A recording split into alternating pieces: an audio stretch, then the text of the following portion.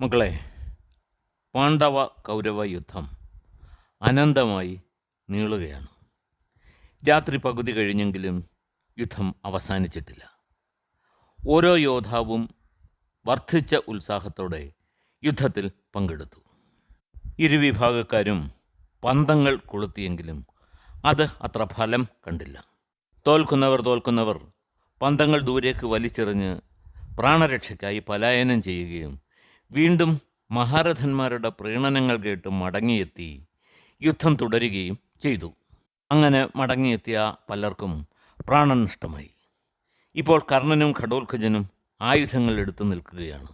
അപ്പോൾ യുദ്ധസന്നദ്ധനായി നിൽക്കുന്ന ഘടോത്കചനെക്കുറിച്ച് ധൃതരാഷ്ട്രർ സഞ്ജയനോട് ചോദിച്ചു.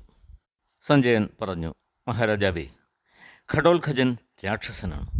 പാണ്ഡവരുടെ വനവാസകാലത്ത് ഭീമസേനൻ പത്നിയായി സ്വീകരിച്ച ഹിഡിംബിയുടെ മകനാണവൻ. ഒരു രാക്ഷസൻ്റെ എല്ലാ ഗുണങ്ങളും തികഞ്ഞവൻ. മലയപർവ്വതം പോലെയുള്ള ശരീരം, മുഖം ചെമ്പു നിറത്തിൽ തിളങ്ങുന്നു. ശിരസിൽ ഒരു രോമം പോലും കിളിർത്തിട്ടില്ല. എന്നാൽ മുഖത്തെ രോമങ്ങൾക്ക് നല്ല കറുപ്പ് നിറം. കാതുകളെ തമ്മിൽ യോജിപ്പിക്കുന്ന ചുണ്ടുകൾ തുറന്നാൽ ഒരു ഗുഹ പോലെ വലിയ വായ്. എണ്ണക്കറുപ്പുള്ള ശരീരമാണെങ്കിലും കഴുത്ത് രക്തവർണം ആയിരുന്നു. നീണ്ടുരുണ്ട് ശക്തിയുള്ള കൈകൾക്ക് കാൽമുട്ടോളം നീളമുണ്ടായിരുന്നു. രാജാവേ, അവൻ ധാരാളം സ്വർണ്ണാഭരണങ്ങൾ അണിഞ്ഞിരുന്നു. ശക്തിയുള്ള ലോഹത്തിൽ നിർമ്മിച്ച പടച്ചട്ടകളാണ് അയാൾക്കുള്ളത്. അയാളുടെ രഥവും വളരെ സവിശേഷം ആയിരുന്നു. വളരെ വലിയ ആ രഥം ആകെ കരടിയുടെ തോൽ കൊണ്ട് പൊതിഞ്ഞിരിക്കുകയാണ്. 8 ചക്രങ്ങൾ ഘടിപ്പിച്ച ആ രഥം വളരെ നീളവും വീതിയും ഉള്ളതായിരുന്നു. രഥചക്രങ്ങൾ തിരിയുമ്പോൾ ഇടിനാദം മുഴങ്ങുന്നത് പോലെ ഘോരമായ ശബ്ദം ഉയരുന്നുണ്ടായിരുന്നു. അതിൽ തളച്ചിട്ടുള്ള കുതിരകൾ ഇഷ്ടം പോലെ രൂപം മാറുവാൻ കഴിവുള്ളവ ആയിരുന്നു. അവൻ്റെ സൂതൻ അവനെപ്പോലെ തന്നെ ശക്തനായ വിരൂപാക്ഷനായിരുന്നു. രഥനിയന്ത്രണത്തിൽ അഗ്രഗാമിയായിരുന്നു അയാൾ. ധൃതരാഷ്ട്രർ ചോദിച്ചു, ഘടോത്കചൻ അത്ര ഗാംഭീര്യമുള്ളവനായിരുന്നു? നമ്മുടെ ചെറുമകനാണ് അയാൾ. ആകട്ടെ, അവനെ കണ്ട് കൗരവ സൈന്യം പിന്തിരിഞ്ഞോടിയോ? സഞ്ജയൻ പറഞ്ഞു, ഇല്ല മഹാരാജാവേ. ഘടോത്കചനെ കണ്ടപ്പോൾ കർണൻ വർദ്ധിച്ച വീര്യത്തോടെ മുന്നോട്ട് വന്ന് അയാളെ തടഞ്ഞു. ഇരുവരും സ്വന്തം വില്ലുകൾ എടുത്തുയർത്തി. അവരുടെ യുദ്ധം തുടങ്ങിക്കഴിഞ്ഞു. പരസ്പരം അസ്ത്രങ്ങളും ശക്തികളും പ്രയോഗിച്ചു. ആ പാതിരാത്രിയിലും ഇരുവരുടെയും യുദ്ധം വളരെ സമയം നീണ്ടുനിന്നു. ഒടുവിൽ കർണൻ ദിവ്യാസ്ത്രങ്ങൾ പ്രയോഗിക്കുവാൻ തുടങ്ങി. അപ്പോൾ ഘടോത്കചൻ മായാവിദ്യകൾ ആരംഭിച്ചു. ഒരു കൂട്ടം രാക്ഷസന്മാർ ശൂലം, ഗദ, പാറക്കല്ലുകൾ, വൻമരങ്ങൾ എന്നിവയുമായി പ്രത്യക്ഷപ്പെട്ടു. രാജാവേ, ഈ വലിയ സൈന്യത്തിൻ്റെ ഇടയിൽ കാർമേഘങ്ങൾ ഉരുണ്ടുകൂടിയ ഒരു വലിയ പർവ്വതം പോലെ ഘടോത്കചൻ നിൽക്കുകയായിരുന്നു. അയാളെ കണ്ട് രാജാക്കന്മാർ ഭയന്ന് വിറച്ചു. അയാളുടെ അലർച്ച കേട്ട് ഭയന്ന ആനകൾ വിസർജ്യങ്ങൾ വർഷിച്ചു. കുതിരകൾ ചിഹ്നം വിളിച്ച് വിരണ്ടു. രാജാവേ, രാത്രിയായിരുന്നതിനാൽ രാക്ഷസർക്ക് ശക്തി കൂടുതലായിരുന്നു. അവർ കയ്യിലുള്ള ആയുധങ്ങൾ കൗരവസേനയുടെ നേർക്ക് മഴ പെയ്യും പോലെ എറിയുവാൻ തുടങ്ങി. ഭയന്ന് വിറച്ച അങ്ങയുടെ പുത്രന്മാർ യുദ്ധഭൂമിയിൽ നിന്നും ഓടി രക്ഷപ്പെടുവാൻ തുടങ്ങി. പക്ഷേ കർണൻ മാത്രം അചഞ്ചലനായി നിന്നു. അയാൾ രാക്ഷസൻ്റെ മായയെ ഒരു ഭാഗത്തു നിന്നും നശിപ്പിക്കുവാൻ തുടങ്ങി. കുറേ ശ്രമിച്ചപ്പോൾ മായ അപ്രത്യക്ഷമായി. ഇത് കണ്ട് ക്രുദ്ധനായ ഘടോത്കചൻ തൻ്റെ രഥത്തിൽ നിന്നുകൊണ്ട് കർണനെ ശരങ്ങൾ കൊണ്ട് മൂടി. അയാളുടെ ഒരു ശരം കർണൻ്റെ ഭുജം തുളച്ച് അപ്പുറത്തേക്ക് പോയി. വേദന വകവയ്ക്കാതെ കർണൻ ശത്രുവിൻ്റെ രഥം അസ്ത്രങ്ങൾ കൊണ്ട് മൂടി. അപ്പോൾ ദിവ്യമായ ഒരു ചക്രം ഘടോത്കചൻ കർണൻ്റെ നേർക്ക് അയച്ചു. അന്തരീക്ഷത്തിൽ വെച്ച് തന്നെ കർണൻ ഇതിനെ പല കഷ്ണങ്ങളായി തകർത്തു. അപ്പോൾ മായാപ്രയോഗത്താൽ ആകാശത്തേക്കുയർന്ന ഭീമപുത്രൻ എവിടെ നിന്നോ വൻമരങ്ങൾ കർണന് നേരെ എറിയുവാൻ ആരംഭിച്ചു. താഴെ നിന്നുകൊണ്ട് തന്നെ കർണൻ ശരങ്ങളാൽ ഘടോത്കചൻ്റെ കുതിരകളെ വധിക്കുകയും രഥം തകർക്കുകയും ചെയ്തു.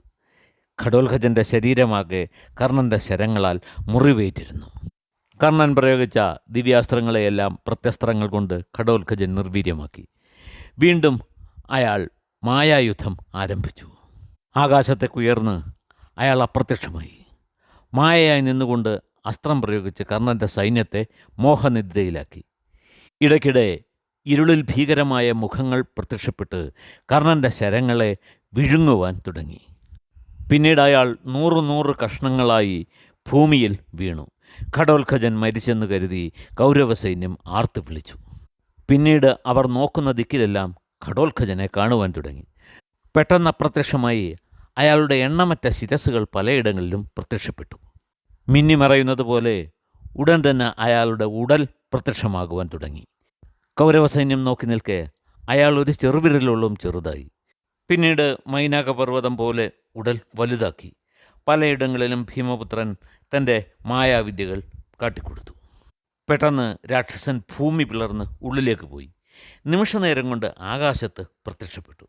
അവിടെ നിന്നും പടച്ചട്ടയണിഞ്ഞ് കർണൻ്റെ നേരെ പാഞ്ഞു ചെന്നുകൊണ്ട് പറഞ്ഞു, നിൽക്ക് സൂതപുത്ര, ഇന്ന് നീ എൻ്റെ കൈയാൽ മരിക്കാതെ എവിടെ പോകാനാണ്? ഇന്ന് നിൻ്റെ അഹങ്കാരം ഞാൻ ഇല്ലാതെയാക്കാം. രാജാവേ, ആ രാക്ഷസകുമാരൻ മായാവിദ്യ അവസാനിപ്പിച്ചില്ല. അവൻ വളരെ ഉയരത്തിലേക്ക് ചാടിമറഞ്ഞു. അവിടെ നിന്നുകൊണ്ട് വലിയ പാറക്കല്ലുകൾ കർണൻ്റെ രഥത്തിലേക്ക് എറിഞ്ഞു. പക്ഷേ അതൊന്നും രഥത്തിൽ പതിക്കും മുമ്പ് തന്നെ കർണൻ തൻ്റെ അസ്ത്രങ്ങളാൽ ധൂളികളാക്കി. അപ്പോൾ ഘടോത്കചൻ വലിയൊരു പർവ്വതമായി രൂപമെടുത്തു. ആ പർവ്വതത്തിൽ നിന്നും അരുവികൾ ഒഴുകിയിറങ്ങുന്നത് പോലെ ആയുധങ്ങൾ പുറപ്പെടുവാൻ തുടങ്ങി. ആ മായാവിദ്യ കർണനെ തെല്ലും ഇളക്കിയില്ല. ഒരു ദിവ്യാസ്ത്രത്താൽ കർണൻ ആ പർവ്വതത്തെ അപ്രത്യക്ഷമാക്കി. അപ്പോൾ രാക്ഷസകുമാരൻ ആകാശത്ത് മഴവില്ലോടുകൂടിയ ഒരു മേഘമായി പ്രത്യക്ഷപ്പെട്ടു. അവിടെ നിന്നുകൊണ്ട് ഭീമാകാരമായ ആലിപ്പഴങ്ങൾ കർണന് നേരെ എറിയുവാൻ തുടങ്ങി. കർണൻ വായവ്യാസ്ത്രത്താൽ ആ മേഘത്തെ തൂത്തെറിഞ്ഞു. രാജാവേ, അപ്പോൾ ഭീമകുമാരൻ പുതിയ മായാവിദ്യകൾ പ്രയോഗിക്കുവാൻ തുടങ്ങി. അകലെ നിന്നും രഥത്തിലേറി അയാൾ കർണനെ ലക്ഷ്യമാക്കി എത്തുകയായിരുന്നു. അയാൾക്കൊപ്പം ഗജങ്ങളിലേറിയും രഥങ്ങളിലും കുതിരപ്പുറത്തും ധാരാളം രാക്ഷസ പടയാളികൾ ഉണ്ടായിരുന്നു. അടുത്തെത്തിയപ്പോൾ ആ രാക്ഷസകുമാരൻ കർണനെ അസ്ത്രങ്ങളാൽ ആക്രമിച്ചു. 5 അസ്ത്രങ്ങൾ കൊണ്ട് കർണനെ മുറിവേൽപ്പിച്ചു. അഞ്ജലീകം എന്ന ശരത്തിനാൽ കർണൻ്റെ വില്ല് മുറിച്ചു. പുതിയൊരു വില്ലേന്തിയ സൂതപുത്രൻ ഓരോ അസ്ത്രങ്ങളാൽ ഘടോത്കചൻ്റെ സൈന്യത്തിലെ ഓരോ രാക്ഷസനെയും അവർ കയറി വരുന്ന മൃഗത്തെയും അപ്രത്യക്ഷമാക്കി. കർണൻ്റെ മുഖം അപ്പോൾ സൂര്യതേജസ്സോടെ വിളങ്ങി. ആ മുഖത്തേക്ക് നോക്കുവാൻ പാണ്ഡവസൈന്യം ഭയപ്പെട്ടു. കോപാക്രാന്തനായ രാക്ഷസകുമാരൻ വീണ്ടും മായ ആരംഭിച്ചു. ആനകളോളം വലിപ്പമുള്ളതും പൈശാചിക മുഖമുള്ളതുമായ കഴുതകളെ പൂട്ടിയ ഒരു രഥത്തിൽ അയാൾ പ്രത്യക്ഷപ്പെട്ടു. സിംഹഗർജനം പുറപ്പെടുവിച്ചുകൊണ്ട് രാക്ഷസൻ കർണനെ നേരിട്ടു. അയാളുടെ കണ്ണുകളിൽ നിന്നും തീപ്പൊരി ചിതറുന്നുണ്ടായിരുന്നു. ഭീമാകാരമായ ഒരു അഗ്നിപ്രളയം അയാൾ കർണന് നേരെ പ്രയോഗിച്ചു. രഥത്തിൽ നിന്നും ചാടി കർണൻ രക്ഷപ്പെട്ടു. പെട്ടെന്ന് രഥത്തിൽ തിരിച്ചു കയറിയ കർണൻ അസ്ത്രപ്രയോഗത്താൽ അഗ്നിപ്രളയത്തെ രാക്ഷസന് നേരെ തിരിച്ചുവിട്ടു. അഗ്നി മടങ്ങി വരുന്നത് കണ്ട ഘടോത്കചൻ രഥത്തിൽ നിന്നും ചാടി ദൂരേക്ക് പോയി. ആ അഗ്നി പതിച്ച് രാക്ഷസ കഴുതകളോടും സാരഥിയോടും കൂടി ഘടോത്കചൻ്റെ രഥം ചാമ്പലായി. കർണൻ്റെ അസ്ത്രസാമർഥ്യം കണ്ട് ദേവന്മാർ പോലും അയാളെ പ്രകീർത്തിച്ചു. ഘടോത്കചൻ വീണ്ടും മായായുദ്ധം നടത്തിയെങ്കിലും കർണൻ യാതൊരു ഭയവും കൂടാതെ അതിനെ നേരിട്ടു. രാജാവേ, പിന്നെ മറ്റൊരു തന്ത്രമാണ് ഘടോത്കചൻ സ്വീകരിച്ചത്. ഒരു വേള സിംഹമായും പിന്നൊരിക്കൽ കടുവയായും മാറി മാറി രൂപമെടുത്ത് അയാൾ കൗരവപക്ഷത്തെ ഭയപ്പെടുത്തി. ചിലപ്പോൾ പിശാചായും അസുരനായും പ്രത്യക്ഷപ്പെട്ടു. പിന്നെ ഘോരനായ സർപ്പമായും ഭീമാകാരനായ രാക്ഷസനായും പ്രത്യക്ഷപ്പെട്ട് സൈന്യത്തെ തുരത്തി. ഒരിക്കൽ ഒരു ക്രൂരനായ ചെന്നായയുടെ രൂപമെടുത്ത് കർണൻ്റെ രഥത്തിന് നേരെ കുതിച്ചു ചാടി. അക്ഷോഭ്യനായി നിന്ന കർണൻ ഘടോത്കചൻ്റെ ഓരോ മൃഗത്തിനും എതിരെ ശക്തമായ ശരങ്ങൾ പ്രയോഗിച്ച് അവയെ പിന്മാറ്റി. സഞ്ജയൻ തുടർന്നു, രാജാവേ, ഇപ്രകാരം കർണനും ഘടോത്കചനും യുദ്ധത്തിൽ ഏർപ്പെട്ടുകൊണ്ടിരിക്കെ അലായുധൻ എന്ന ഒരു രാക്ഷസൻ ദുര്യോധനൻ്റെ മുന്നിലെത്തി പറഞ്ഞു, മഹാരാജാവേ, അങ്ങേക്കറിയാമല്ലോ, ഞങ്ങളുടെ കൂട്ടത്തിലുള്ള ഹിഡിംബൻ, ബഗൻ, കിർമീരൻ തുടങ്ങിയ രാക്ഷസന്മാരെ ഭീമനാണ് വധിച്ചത്. ഞങ്ങൾക്കതിന് പ്രതികാരം ചെയ്യണം. ഘടോത്കചനെ ഞങ്ങൾ തന്നെ വധിച്ചുകൊള്ളാം. എങ്കിലേ ഭീമനോടുള്ള പക ഞങ്ങൾക്ക് തീരുകയുള്ളൂ. അവിടുന്ന് മറ്റുള്ളവരുമായി ചേർന്ന് സൈന്യത്തെ തടഞ്ഞാലും ആ പാണ്ഡവരെയും കൃഷ്ണനെയും കൊന്നു തിന്നുന്ന കാര്യം ഞങ്ങളേറ്റു. അതിനുള്ള അനുവാദം അങ്ങ് നൽകിയാലും. ദുര്യോധനൻ പറഞ്ഞു, രാക്ഷസ ശ്രേഷ്ഠ, താങ്കൾ ആ ഉത്തരവാദിത്തം ഏറ്റെടുത്തതിൽ ഞങ്ങൾക്ക് സന്തോഷമുണ്ട്. ഞങ്ങൾ കൗരവപ്പടയോടൊപ്പം ചേർന്ന് നിങ്ങളെ പിന്തുടർന്ന് ശത്രുക്കളെയെല്ലാം വധിക്കാം. അലായുധ, പാണ്ഡവ സൈന്യത്തോടുള്ള പക ഞങ്ങളുടെ സൈനികരുടെ ഹൃദയത്തിൽ ആളിക്കത്തുകയാണ്. താങ്കൾ വേണ്ടത് ചെയ്താലും. രാജാവേ, അലായുധൻ്റെ രഥം ഭീമപുത്രൻ്റെ രഥത്തിന് തുല്യം തന്നെ ആയിരുന്നു. എന്തുകൊണ്ടും ഭീമപുത്രന് തുല്യനായ ഒരു പോരാളി തന്നെയാണ് ഈ രാക്ഷസൻ.